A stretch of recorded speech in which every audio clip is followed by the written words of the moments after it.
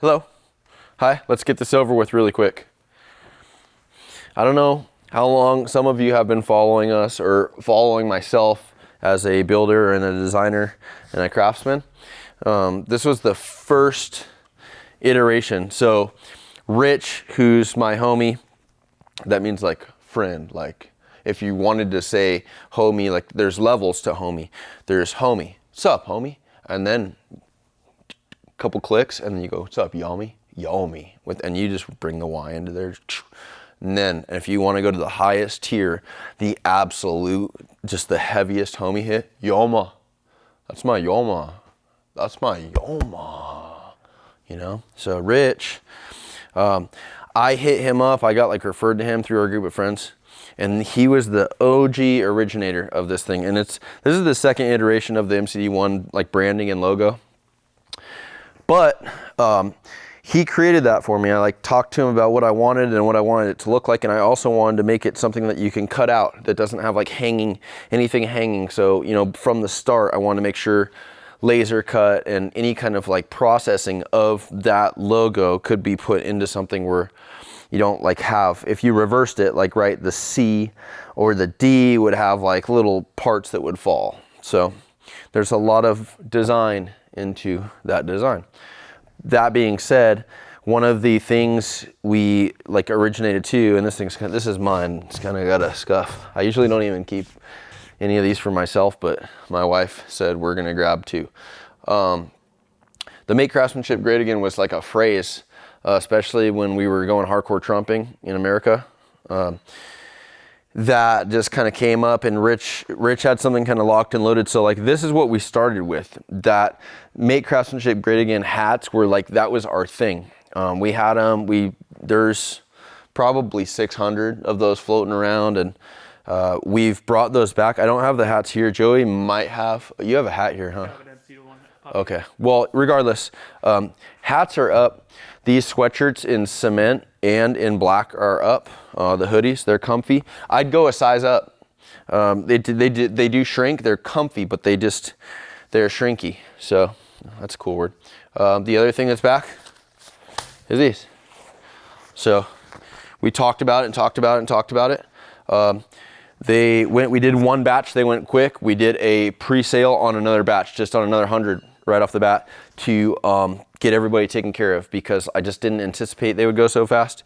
Just to give you a run through on an apron, and I know, what about the episode? Let's talk about trucks and fabrication. I get it. I just want to kind of get through this and let you guys know while it's hot, because people hit me up about it and it's always like, oh, soon. So now it's now. These aprons are, I've been through multiples, but like the thing is with these, the way they work, the pads they have, like some aprons don't have shoulder pads, and a lot of aprons also, they tie on the back here, or they don't tie, but they like hang on your neck, and it adds a strain, especially if you have stuff in your pockets, like they tug on you. And so when you have an X and the shoulder pads like that, that creates a system where the apron's just part of you. And then on top of that, there's a buckle. I don't know what diameter person this is for, but it's probably not a medium. This buckle is also an efficient thing. Like, that's why I say like form follows function, even in this apron. This is the best one I've had. They last, but also the buckle, you're not tying something behind your back. So like you need to pop this off to do stuff where an apron wouldn't be optimal. It's easy to do. Shopmcd1.com.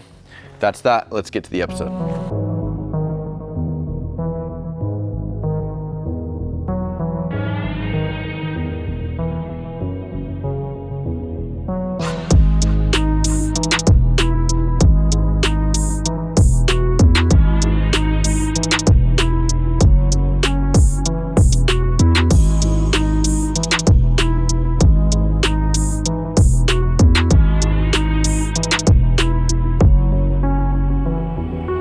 Hi, hey, welcome back. This is Dan's truck. I'm sure some of you guys have seen this truck before. It is one of the original lingering vehicles at the studio. This was my very first job I ever took on. We're going close to 3 years on this thing. Now, there's a phrase that comes in and out of my life with certain things, and it's extenuating circumstances. Dan's truck is it's just been, you know, on and off, and on both ends, and now we're here. I just wanted to get you guys caught up to speed, because we're gonna have fab diaries on this thing. We're gonna be constructing the center console, which is kind of the finished work to the dash, or at least like the last big structural, let's not say structural, but the last big sculpt of the dash.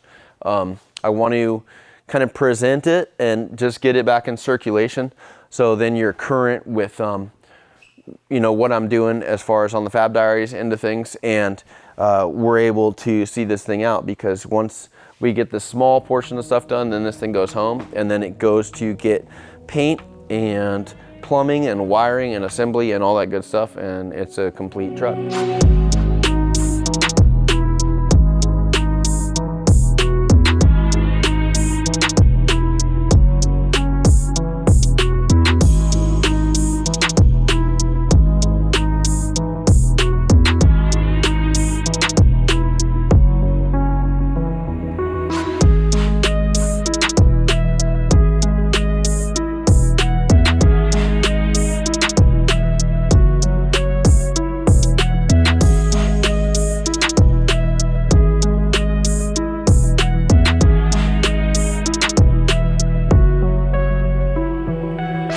So the dash has been like, that was the original thing with this truck, is doing a steel dash,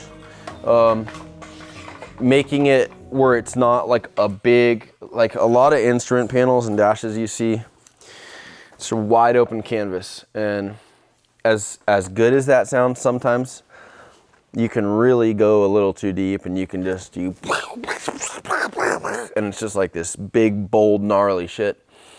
And what happens with some of that stuff is it's very cool for shock and awe, but it's not, it doesn't stay timeless. It doesn't last the test of time. It's almost like when you see like just like a sedan from the 90s, let's say a Dodge Intrepid or a Ford Taurus, you go, oh fuck, look at that thing. It's a 90s car, you know?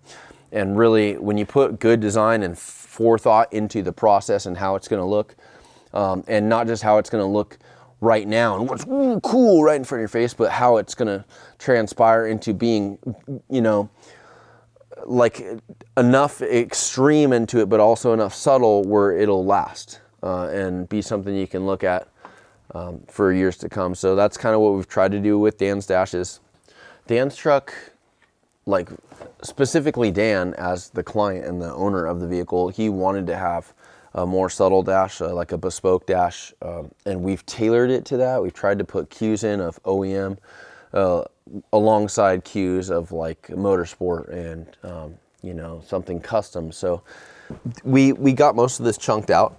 There's obviously like little details. I don't know if like the last episode we covered like the French-in AC vents. There's also one under here which we'll detail out and we get some B-roll of. As like a ball cooler. Just say it how it is.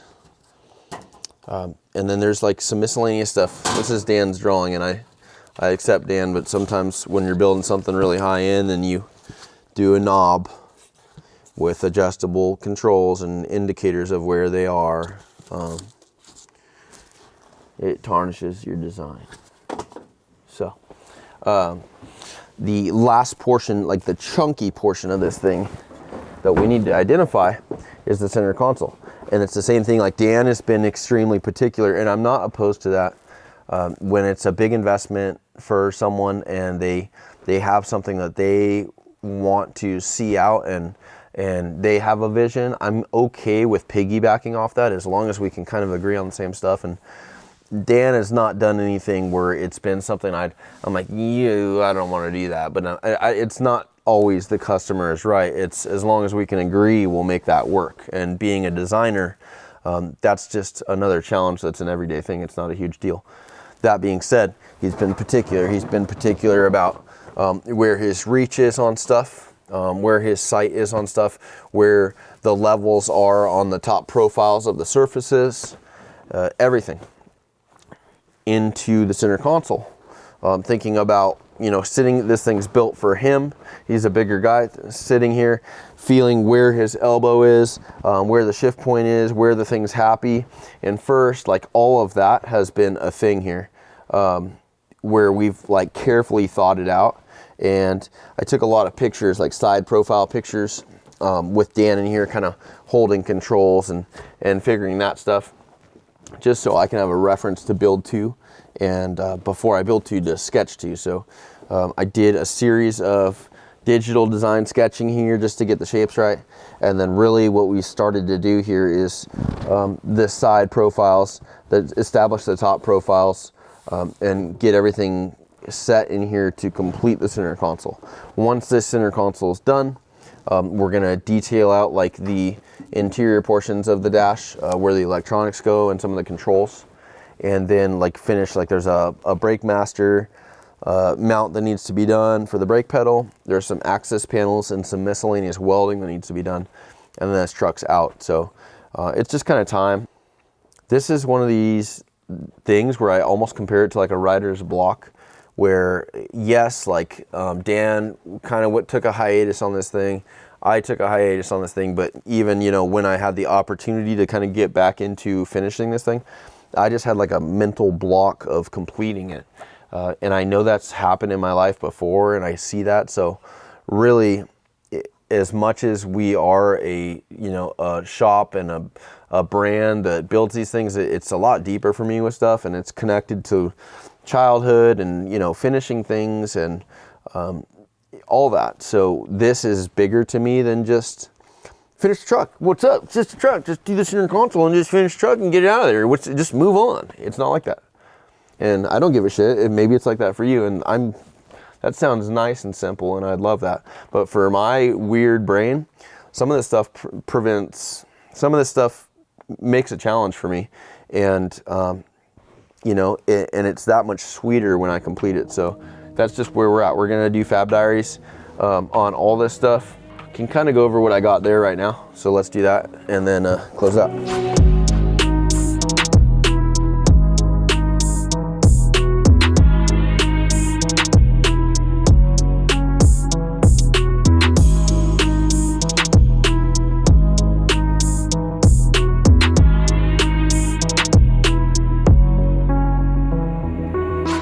Just a little close up here. So obviously the stuff that's already been done, I really always like to note that, how that fits the door panel. This is not closed all the way.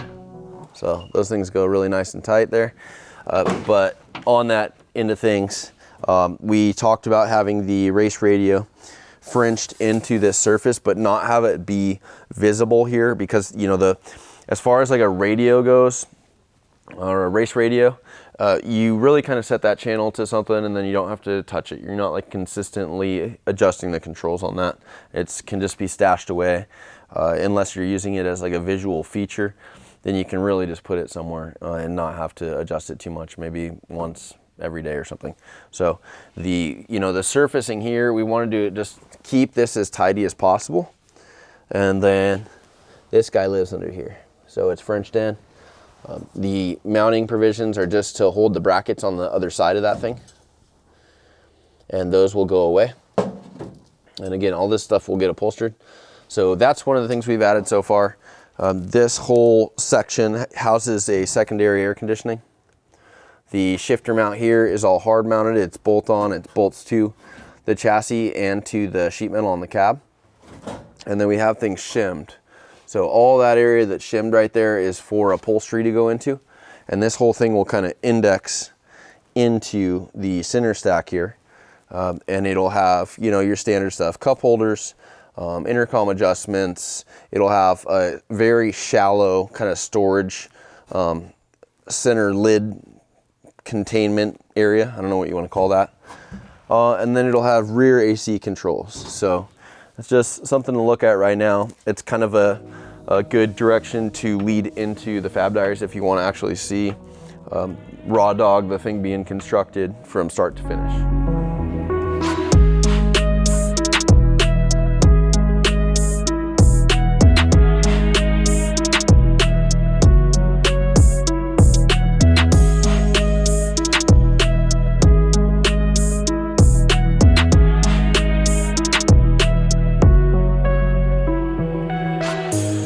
So this is what works for me. Whiteboards, notepads, individual itemized lists, tasks, color-coded tasks for each of the guys to take on, timelines, all that stuff. That kind of stuff works for me.